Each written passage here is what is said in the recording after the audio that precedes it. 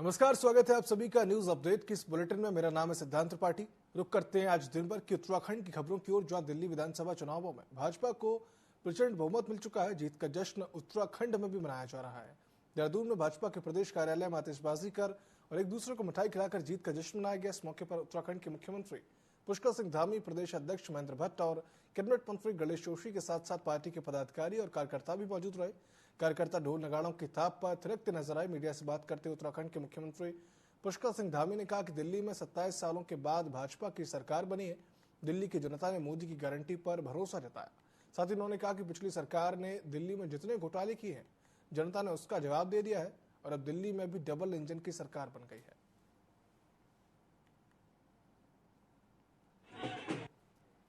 दिल्ली में जिस प्रकार से इन्होंने झूठी घोषणाएं करी, दिल्ली की जनता के साथ छल किया, लगातार 10 सालों तक आपदा की सरकार ने, आपदा पार्टी ने लोगों को छलने का काम किया। लोग बदलाव चाहते थे और डबल इंजन की सरकारें जो आदरणीय प्रधानमंत्री मोदी जी के नेतृत्व में पूरे देश के अंदर आज विकास के नए नए कीर्तिमान स्थापित कर रही हैं। हर राज्यों में जहां भी चुनाव हो रहे हैं, लोग वहां डबल इंजन की सरकारों को प्राथमिकता दे रहे हैं, क्योंकि आदरणीय मोदी जी के नेतृत्व में, मार्गदर्शन में वो सरकारें राज्यों के सर्वांगीण विकास के लिए काम कर रही हैं। इसीलिए हरियाणा में चुनाव हुए, तीसरी बार वहां पर डबल इंजन लगा, डबल इंजन की सरकार बनी। महाराष्ट्र में चुनाव हुआ, तीसरी बार डबल इंजन की सरकार बनी। और अब 27 सालों बाद गैर भाजपाई सरकारें जो दिल्ली के अंदर काम कर रही थी, दिल्ली की सरकार उनके पास थी, उन्होंने 27 सालों में दिल्ली को दुनिया की सबसे प्रदूषित राजधानी बनाने का काम किया। वहीं 27 साल के बाद भाजपा के दिल्ली विधानसभा चुनाव में शानदार जीत हासिल करने पर लोहाघाट नगर में भाजपा कार्यकर्ताओं ने जीत का जश्न मनाया। इस मौके पर भाजपा नगर मंडल अध्यक्ष सचिन जोशी भी वहां मौजूद रहे। पार्टी पदाधिकारियों और कार्यकर्ताओं ने एक दूसरे को मिठाई खिलाई और बधाई दी। विधानसभा क्षेत्र के दूरस्थ चोमेल में भी भाजपा नगर मंडल महामंत्री अजय बिष्ट ने मिठाइयां बांटकर जीत की खुशी मनाई और कहा कि दिल्ली की जनता की जीत के साथ साथ सत्य की जीत है। प्रधानमंत्री मोदी के नेतृत्व में देश में किए जा रहे विकास कार्यों की यह जीत है। दिल्ली में जो ऐतिहासिक जीत आज 27 सालों के बाद जो वापसी हुई है जेपी नड्डा जी के नेतृत्व में, आदरणीय देश के यशस्वी प्रधानमंत्री नरेंद्र मोदी जी के नेतृत्व में जो आज भारतीय जनता पार्टी को ऐतिहासिक जीत मिली है, निश्चित रूप से पूरे देश के कार्यकर्ताओं में एक उत्साह का माहौल है। और आज हमने लोहाघाट नगर क्षेत्र के कार्यकर्ताओं के द्वारा भी यहाँ मिष्ठान वितरण कर खुशी का इजहार किया। मैं समस्त दिल्ली की क्षेत्रीय जनता को बहुत बहुत बधाई देना चाहूँगा। जो उन्होंने दिल्ली में झूठ और फरेब का जो एक जाल फैलाया हुआ था, उस जाल को आज उन्होंने काटा है और दिल्ली में हमारे राष्ट्रीय नेतृत्व में जो हमारी सरकार है और दिल्ली में डबल इंजन की सरकार बनाने के लिए मैं बहुत बहुत स्पेशल हार्दिक बधाई देना चाहूँगा। जो परिणाम आए के लिए बहुत खुशी का विषय है। सभी कार्यकर्ताओं ने आपस में मिलकर हमने इस खुशी को इजहार किया। बाराकोट मंडल के चौमेल क्षेत्र में आज मिठाई बांट के सभी कार्यकर्ताओं ने माननीय प्रधानमंत्री की जीत को अपनी खुशी मिठाई बांट के इस प्रकार इजहार किया। लगातार दिल्ली का विकास जो इतने सालों से रुका हुआ था, आज वो बीजेपी सरकार हमारे पास, आज मोदी जी को विकास के लिए मौका मिला है। हमें आशा ही नहीं, पूर्ण विश्वास है जो आज तक दिल्ली में विकास रुका हुआ था वो बहुत ही एकदम एक्सप्रेस वे की तरह आज काम करेगा। धरातल पे विकास की गंगा बहेगी। हमें आशा ही नहीं, पूर्ण विश्वास है जो आज ट्रिपल इंजन की सरकार है वो सक्सेस होगी। तो केंद्रीय सड़क परिवहन और राजमार्ग राज्य मंत्री अजय टम्टा ने दिल्ली विधानसभा चुनाव के नतीजे को बीजेपी की बड़ी जीत बताया। राज्य मंत्री अजय टम्टा ने कहा कि दिल्ली में अरविंद केजरीवाल के चुनाव हारने के साथ आम आदमी पार्टी अब खत्म हो चुकी है। अरविंद केजरीवाल पर निशाना साधते हुए अजय टम्टा ने कहा कि केजरीवाल ने 10 साल तक दिल्ली के लोगों को ठगने का काम किया है। इस बार जनता केजरीवाल के झूठे वादों में नहीं फंसी। दिल्ली की जनता ने प्रधानमंत्री नरेंद्र मोदी के साथ खड़े होकर भाजपा को भारी बहुमत देकर डबल इंजन की सरकार बनाई है।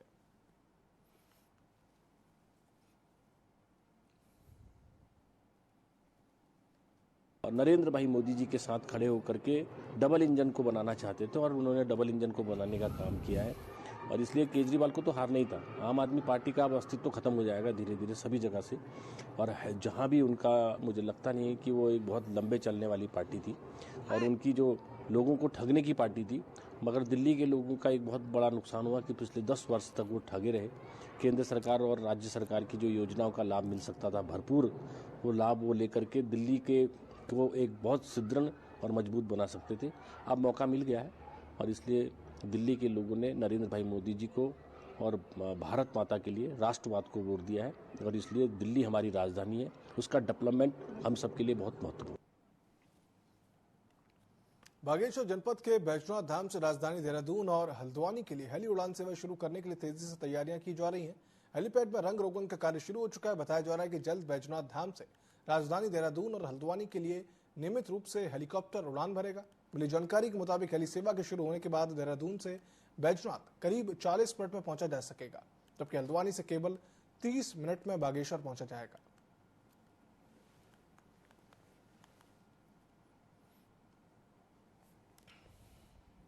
हेलीपैड में तो वहाँ पर रंग रोगन का काम चल रहा है। लगभग रंग रोगन का काम आज या कल तक खत्म हो जाएगा और जल्दी हेली सेवा का शुभारंभ होने वाला है।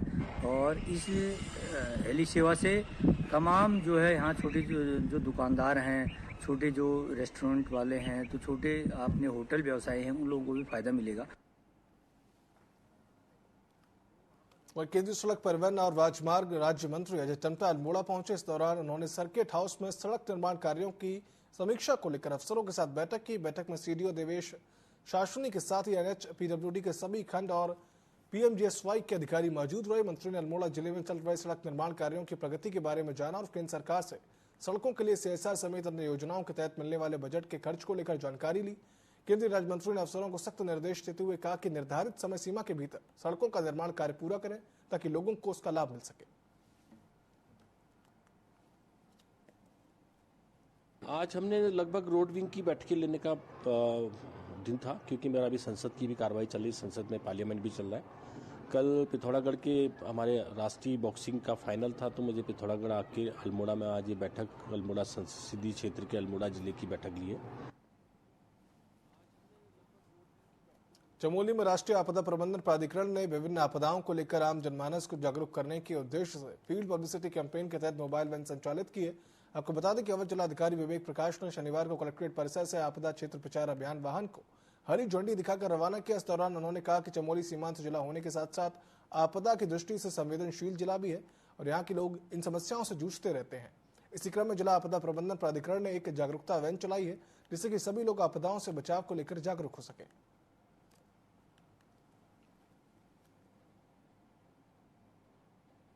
प्रबंधन प्राधिकरण द्वारा जो है वैन जो है चलाया जा रहा है। चमोली जिला जो है काफ़ी जो है वो सीमांत जिला है और काफ़ी सेंसिटिव है। आपदा के पॉइंट ऑफ व्यू सारे जितनी भी तरह के आप जाए हैं, बनागने भी है, लैंडस्लाइड भी है, भूस्खलन भी है, बाढ़ भी है, चीज़ें आती रहती हैं। जो हम लोग जो है यहाँ के लोग जो है, हम सभी जनता जो यहाँ के लोग, हम सभी लोग जो है यहाँ से फेस करते हैं समस्याओं को। इसी के क्रम में जो है आज जो है कि वैन चलाया जा रहा है अवेयरनेस के लिए, क्योंकि लास्ट ईयर काफ़ी जो है बनागनी से क्षति हुई थी यहाँ के क्षेत्रों के वनों को। तो एक अभियान चलाया जा रहा है कि जो आगामी गर्मी सीजन में जो है वो हम बनागनी रोका जा सके, कम किया जा सके। तो ये अवेयरनेस एक वैन है जो हर जगह पूरे जिले में जाएगा, जहाँ मुख्य जगह खड़ा भी रहेगा, वहाँ पे दिखाएगा लोगों को अवेयरनेस लाए कि आप जो है जागरूक रहिए, अपने पर्यावरण को बचाइए, अपने आप को आपदा से बचाइए। उत्तराखंड में 38वें राष्ट्रीय खेल चल रहे हुए प्रदेश की झोली में लगातार गोल्ड मेडल आ रहे हैं। आपको बता दें कि 15वें स्थान से उत्तराखंड 7वें स्थान पर पहुंच गया है। इसके साथ ही 14 फरवरी को राष्ट्रीय खेलों का समापन है और मेडल लाने वाले उत्तराखंड के खिलाड़ियों को राज्य सरकार ने कितना सम्मान दिया, ऐसे ही कई मुद्दों को लेकर टीवी 24 संवाददाता आदिल पाशा ने खेल मंत्री रेखा आर्य से खास बातचीत भी की। उत्तराखंड में राष्ट्रीय खेल चल रहे हैं और उत्तराखंड के खिलाड़ियों की अगर बात करें तो अभी 2 दिन पहले अगर आप देखेंगे तो 15वें पायदान पर उत्तराखंड का नाम था, लेकिन लगातार गोल्ड मेडल उत्तराखंड के खिलाड़ी ला रहे हैं और आज 7वें पायदान पर पहुंच गए हैं। और क्या कुछ खिलाड़ियों के लिए सरकार ने किया है, मेरे साथ बात करने के लिए उत्तराखंड सरकार में खेल मंत्री रेखा आर्य। मैम, सबसे पहले तो राष्ट्रीय खेलों की आपको सफल आयोजन की जी बहुत बहुत धन्यवाद है। ये पूरा आयोजन जो है वो उत्तराखंड की जनता का है, सरकार का है, तो सभी को मैं बहुत बधाइयां देती हूँ। मैम, अभी तक देख रहे थे उत्तराखंड के खिलाड़ी, कुछ हम भी आप लोग से लगातार बात हो रही है, 15वां स्थान, अब अचानक गोल्ड मेडल, लगातार गोल्ड मेडल आना और 7वें पायदान पर, तो कैसे देख रहे हैं? देखिए, निश्चित रूप से जो ये परिणाम है अपने आप में हम सब के लिए उत्साह भरता है और जब हमारे उत्तराखंड के खिलाड़ी गोल्ड मेडल लेकर आते हैं तो निश्चित रूप से उत्तराखंड का हर युवा जो है वो जीता हुआ महसूस करता है। हर उत्तराखंडी अपने आप को जीता हुआ महसूस करता है। तो जबरदस्त उत्साह है और निश्चित रूप से 15वें स्थान से फिर आज 7वें स्थान पर आना अपने आप में हिस्टोरिकल है। और मुझे लगता है कि इससे पूर्व में कभी भी उत्तराखंड ने इतना बेहतरीन परफॉर्मेंस जो है वो कभी नहीं दिया था जो अब की बार दिया है। और मुझे लगता है कि इस देवभूमि में यही मैसेज होना भी चाहिए। और मैं तो उम्मीद करती हूँ आने वाले समय में जो है हम लोग जैसे जैसे अभी हम लोग क्लोजिंग की ओर बढ़ रहे हैं और जैसे जैसे इवेंट्स है उसमें और भी संभावना है उत्तराखंड जो है प्रथम 5 में अपना अंक दर्ज करेगा, ऐसी मुझे पूरी उम्मीद है। जैसा इंफ्रास्ट्रक्चर आपने तैयार किया है राष्ट्रीय खेलों, अभी राष्ट्रीय खेल हो रहे हैं तो जो उत्तराखंड के एथलीट्स हैं तो अब अंतर्राष्ट्रीय लेवल पर जाने के लिए उनको कितना फायदा इन राष्ट्रीय खेलों से होना? देखिए जो हमारा इंफ्रास्ट्रक्चर है ये खुशी की बात है कि सारा इंफ्रास्ट्रक्चर बहुत स्थायी इंफ्रास्ट्रक्चर है और इस स्थायी इंफ्रास्ट्रक्चर में हम लोगों ने बनाया इसे उद्देश्य था कि राष्ट्रीय खेलों की तैयारी भी थी और साथ साथ में आने वाले समय में हमारे यही बच्चे जो राष्ट्रीय खेलों में बेहतरीन काम कर रहे हैं या ये जो बच्चे जो खिलाड़ी खेल के प्रति जिनके अंदर रुचि है तो उन सब बच्चों को मिलाकर हम लोग आने वाले समय में जो है अब उनको इंटरनेशनल के लिए हम लोग तैयार करेंगे। तो निश्चित रूप से ये संसाधन जो है उन्हीं को समर्पित है और ये संसाधन उन्हीं के उपयोग में आने वाला है। और आगे हम भविष्य में कामना करते हैं कि हमारे बच्चे जो है हर लेवल पे ओलंपिक लेवल तक में, हमारे स्विमिंग पूल ओलंपिक लेवल का बना है, शूटिंग रेंज हमारा ओलंपिक लेवल का बना है, एथलेटिक ग्राउंड हमारा ओलंपिक लेवल का बना हुआ है। तो हमारे मल्टीपर्पज हॉल ओलंपिक लेवल का बना है, हमारा बॉक्सिंग रिंग जो है वो ओलंपिक लेवल का बना हुआ है। तो हमारा वेलोड्रम वो नियर टू ओलंपिक लेवल का है। तो मुझे लगता है कि ये संसाधन हमारे बच्चों को समर्पित है और इसमें प्रैक्टिस करते करते इसका उपयोग करते करते मुझे लगता है कि वो अपने प्रदर्शन को और अच्छा जो है वो निखारेंगे और आने वाले समय में जो है अपने प्रदेश का और अपना देश का जो है विभिन्न अंतर्राष्ट्रीय मैचों में जो है वो उसके लिए जो है वो निश्चित रूप से प्रतिभाग करेंगे। जो गोल्ड मेडल ला रहे हैं उत्तराखंड के बच्चे उनके लिए राज्य सरकार की तरफ से क्या संबंध है? देखिए उत्तराखंड के बच्चे जो उत्तराखंड की झोली में लगातार गोल्ड मेडल लेके आ रहे हैं, निश्चित रूप से जो उन्होंने उत्तराखंड को सोना दिया है तो उस सोने की बौछार में निश्चित रूप से माननीय मुख्यमंत्री जी की ओर से व्यवस्था है कि गोल्ड मेडल लाने वाले व्यक्ति को 12 लाख रुपए की धनराशि हम लोग देंगे और जो सिल्वर मेडल लेकर आएगा उसे 8 लाख की धनराशि देंगे और जो ब्रॉन्ज मेडल लेकर आएंगे उनके लिए 6 लाख की धनराशि देंगे। तो ये सीधे नगद इनाम धनराशि के हकदार बन जाते हैं। इसके अलावा हमारे बच्चों के लिए आउट ऑफ 10 जॉब की व्यवस्था खुली हुई है जिसमें हम 37 लोगों को ऑलरेडी जॉब दे चुके हैं, वो भी उनके लिए ऑप्शन है। इसके अलावा 4% रिजर्वेशन हम ऑलरेडी दे रहे हैं, ये भी उनके पास में ऑप्शन है। तो मैं कह सकती हूँ कि भविष्य सुरक्षित करने के दृष्टिकोण से या भविष्य निर्माण करने के दृष्टिकोण से या अपने स्पोर्ट्स को करियर के रूप में स्टैब्लिश करने के दृष्टिकोण से राज्य सरकार ने ऐतिहासिक निर्णय कर रखे हैं। तो इसलिए हमारे बच्चे जो है बेफिक्र होकर खेल रहे हैं और इस अचीवमेंट को हासिल करने के लिए कि इसके पीछे कितनी सारी चीजें हैं इस गोल्ड मेडल के पीछे, तो वो मुझे लगता है कि ये भी एक उनके लिए मोटिवेशन बना है और जिसके कारण से मैं कह सकती हूँ उनकी परफॉर्मेंस और अच्छी निखर रही है। आखिरी सवाल में 28 जनवरी को पूरे देश ने देखा था जब आयोजन हुआ था, भव्य आयोजन, प्रधानमंत्री पहुंचे थे। अब 14 फरवरी को देश क्या देखने वाला है? देखिए 14 फरवरी को देश 38वें राष्ट्रीय खेलों का समापन देखेगा और इस समापन को जो है हमारे देश के यशस्वी गृह मंत्री अमित शाह जी इस पूरे कार्यक्रम का 38th नेशनल गेम का समापन करेंगे। निश्चित रूप से माननीय मुख्यमंत्री जी का ये निर्देश है कि सामान्यतः समापन जो है वह एक औपचारिकता होती है, लेकिन उसे औपचारिकता न करते हुए जिस प्रकार से हमारा आगाज भव्य और दिव्य था उसी प्रकार से समापन भी जो है भव्य और दिव्य होगा। और उसके लिए सरकार का मनोबल बढ़ाने के लिए हमारे खिलाड़ीगण जो है वो इसकी प्रेरणा बने हैं, क्योंकि हम 14 से 7वें स्थान पर आए हैं। तो निश्चित रूप से एक जबरदस्त उत्साह है कि हम क्यों नहीं उन सबका जो है वार्म अप उनका जो है हमको वेलकम करना चाहिए, थैंक्स करना चाहिए। तो इसलिए माननीय मुख्यमंत्री जी ने कहा है कि ये पूरा कार्यक्रम जो है वो भव्य और दिव्य होगा, वृहद होगा और हल्द्वानी गोलापार में होगा। और निश्चित रूप से इस कार्यक्रम के मुख्य अतिथि के रूप में हमारे गृह मंत्री जी रहेंगे और हमारे सम्मानित केंद्रीय खेल मंत्री जी, केंद्रीय खेल राज्य मंत्री पीटी उषा जी, ये सब उस कार्यक्रम में उपस्थित होंगे। अभी हमारे साथ बात करें तो उत्तराखंड सरकार में खेल मंत्री रेखा रे जिन्होंने राष्ट्रीय खेलों के बारे में T24 से बात की और उत्तराखंड के जो खिलाड़ी प्रदर्शन कर रहे हैं उनको जरूर उन्होंने सराहा। देहरादून से वीडियो जर्नलिस्ट हरीश के साथ आदिल पाशा, T24।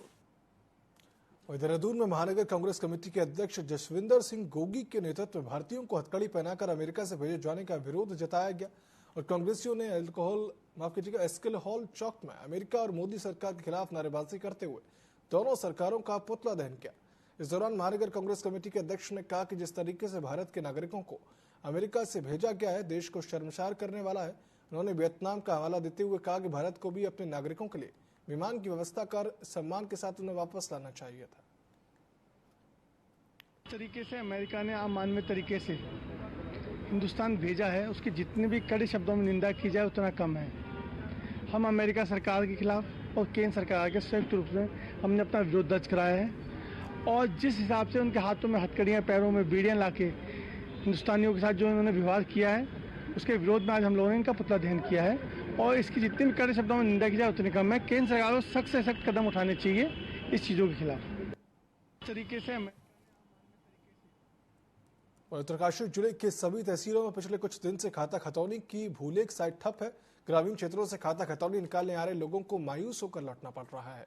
खाता खतौनी नहीं निकलने से लोग अपने ईबीडब्ल्यूएस, आय प्रमाण पत्र, स्थायी निवास और जाति प्रमाण पत्र के आवेदन नहीं कर पा रहे। प्रतियोगी परीक्षाओं की तैयारी कर रहे युवाओं को भी समस्याओं का सामना करना पड़ रहा है। वहीं अधिकारी पूरे प्रदेश में समस्या का होना बता रहे हैं और कुछ बोलने से भी बच रहे हैं।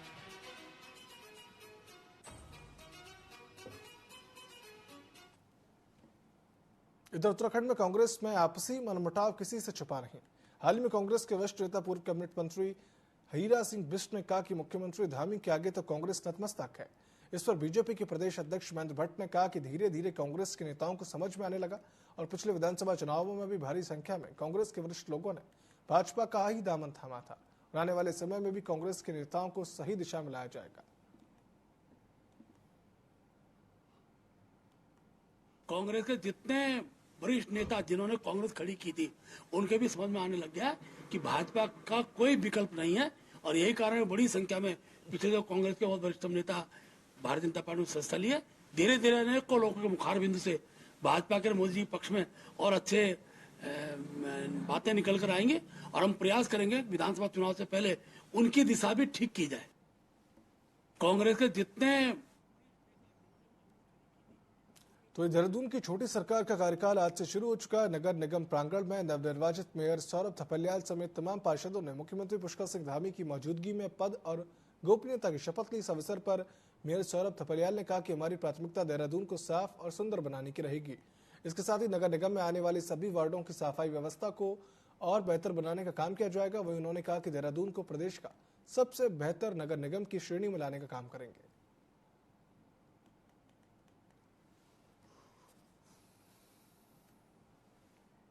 अभी तो मैं आज ये पद ग्रहण कर रहा हूँ। अभी मैं सारे कागज वगैरह मंगवाऊंगा, पता करूंगा कहाँ पे इस प्रकार की समस्या है, उनका निराकरण करने का कार्य करेंगे। तो काशीपुर नगर निगम के मेयर दीपक बाली ने अपने चुनावी वादों को पूरा करने की दिशा में बड़ा कदम उठाते हुए गिरिताल सरोवर के जीर्णोद्धार का ऐलान कर दिया है और बहुत सारे निर्देश भी दे दिए गए हैं।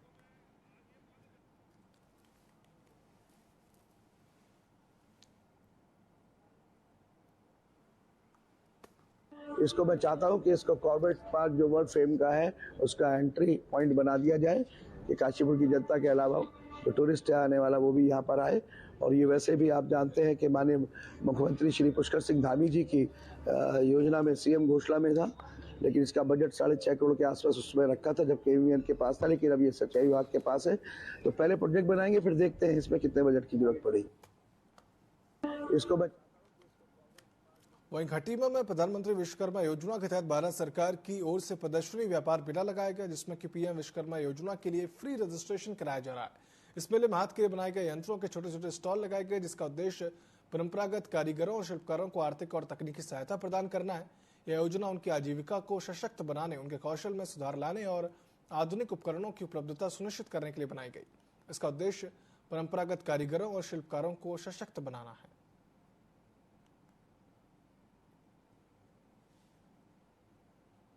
ये मुख्य रूप से पीएम विश्वकर्मा के मार्केटिंग सपोर्ट के लिए और उनके प्रोडक्ट का एग्जीबिशन के लिए 3 दिवसीय एग्जीबिशन कम ट्रेड फेयर मेला लगाया गया है। ये हम लोगों का मुख्य उद्देश्य है, पहला तो इनको इनके प्रोडक्ट की नुमाइश करना, इनको दिखाना, इससे कि इनकी मार्केटिंग बढ़े। दूसरा, लोगों में जागरूकता बढ़े पीएम विश्वकर्मा स्कीम के बारे में। एक बहुत बड़ा एक मौका को दिया जा रहा है और एक हम लोग फ्री रजिस्ट्रेशन कैंप भी यहीं पर साथ में रखे हुए हैं, इसका वो फायदा उठा के अपना यहाँ रजिस्ट्रेशन करवा सकते हैं। ये बागेश्वर के वचूलिया मवई क्षेत्र में गुलदार का आतंक कम होने का नाम नहीं ले रहा।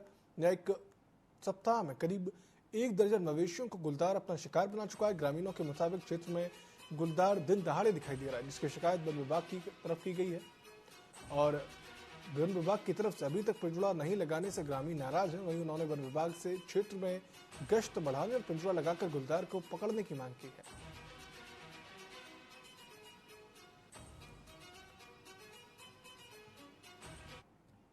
कई महीनों से जो है गुलदार का यहाँ आतंक चला है। लगभग दर्जनों मवेशी उसने मार चुका है और मैं विभाग से अनुरोध करना चाहूँगा कि जल्दी से जल्दी गश्त बढ़ाई जाए और पिंजरा लगाया जाए, जिससे कि हमें जो है राहत मिल जाए, क्योंकि वो जल्दी ही पहुंच जा रहा है और लोगों को अभी किसी भी व्यक्ति के साथ उसकी मुठभेड़ हो सकती है। सुबह भी एक व्यक्ति बाल बचा जिसके साथ उसकी मुठभेड़ हो चुकी थी, लेकिन 2-3 लोग होने की वजह से वो भाग गया। कई महीनों से जो है वहीं चमोली जिले में अपर जिलाधिकारी विवेक प्रकाश ने शुक्रवार को कलेक्ट्रेट परिसर से दिव्यांगजनों की सुगम यात्रा को हरी झंडी दिखाकर रवाना किया। अपर जिलाधिकारी ने कहा कि दिव्यांग रथ पूरे जनपद में भ्रमण करेगा। दिव्यांगजनों को इन जगहों पर आने जाने काम करने में जो समस्याएं आती हैं उन सभी बातों पर विश्लेषण किया जाएगा। भविष्य में इन सभी बातों को ध्यान में रखकर योजना बनाई जाएगी। वहीं कलेक्ट्रेट परिसर में दिव्यांगों को सरकार की ओर से चलाई जा रही योजनाओं की भी जानकारी भी दी गई।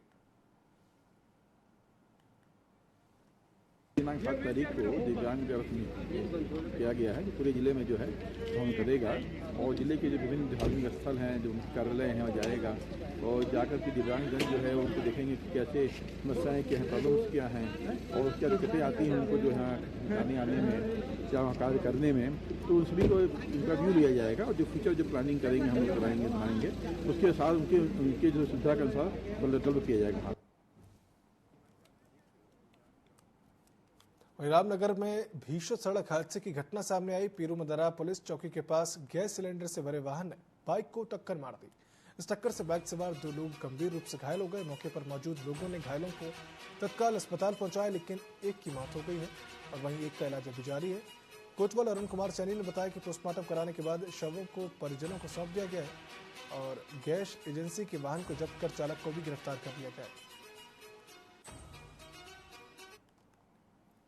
कल बाइक सवार 2 युवकों को एक गैस की गाड़ी ने टक्कर मार दी थी, जिसमें एक व्यक्ति की मौत हो गई है और एक व्यक्ति घायल है, जिसका उपचार अभी अस्पताल में चल रहा है। गाड़ी व चालक को हमारे द्वारा गिरफ्तार कर लिया गया है और इसमें अभियोग पंजीकृत किया जा रहा है। बागेश्वर के गरुड़ विकासखंड में स्थित बाल विकास का कार्यालय जीर्ण शीर्ण भवन में संचालित होने से खतरा बना हुआ है। ब्लॉक मुख्यालय के पास इस भवन की छत टूटने के कगार पर है। कार्यालय में बैठे अधिकारी खतरे में काम करने को मजबूर है। सामाजिक कार्यकर्ता DK जोशी ने बताया कि बाल विकास कार्यालय के भवन की स्थिति बेहद खराब है, कभी भी हादसा हो सकता है। उन्होंने जिलाधिकारी और CDO बागेश्वर से जल्द भवन का जीर्णोद्धार करने या कार्यालय कहीं और शिफ्ट करने की मांग की है।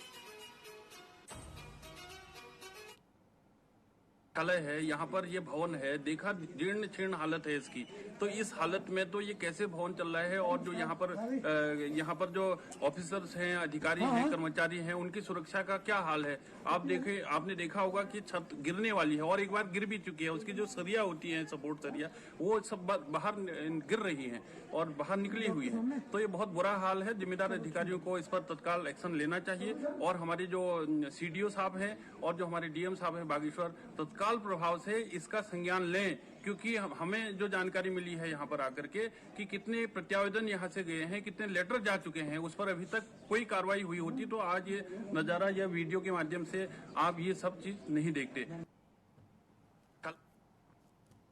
न्यूज़@9 के इस बुलेटिन में इतना ही नहीं, आप देखते रहिए TV24। शुभ रात्रि।